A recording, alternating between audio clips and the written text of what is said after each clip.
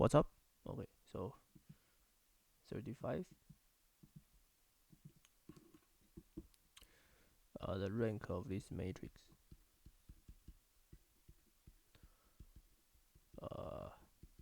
This problem is simple that, but sometimes you will answer too quickly, and then you get the wrong answer. So basically, you can use the Gaussian elimination. Okay, so let us do one. So basically, I times -6 and cancel this. But I mean, you don't have to do this. I mean, you can see that if I add if I add 5 to the first row, I get a second row. So basically,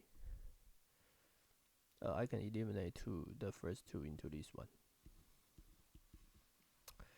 Because if I times 5 by the second row and add the first row, and then I get the 6, 7, 9, 8, 9, 10.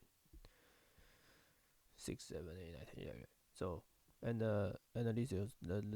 these also differ by 5. So if I only use the this one and this one, then I can already generate the third one, because I just times 10 to this one and add the first row. So actually this can be cancelled by just 0. And also this is the same as, because they are only differ by 5. So basically I can use 1, 2, 3, 4, 5 times 5t 5 1 1 1 1 1 t equals to 1 2 3 4, and I can generate second, third, fourth, and fifth by just that t to be 1 2 3 4. Right? It's obvious that this is the answer. So basically all we have is 2 of linear independent vector. So the answer is 2. Oh, the answer is 2. So we choose B.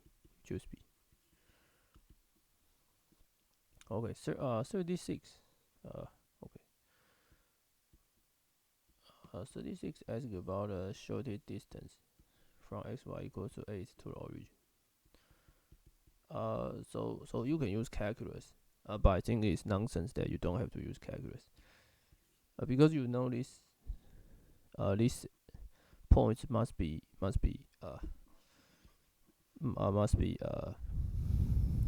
symmetric with respect to x and y. So you already know the answer should be y equal to x. So you can solve this point. So when you plug y equals to x inside here, you get x squared equal to 8. So the x and y points are the 2 times square root of 2. So basically the distance is 8 times plus 8 is 4. The answer is A.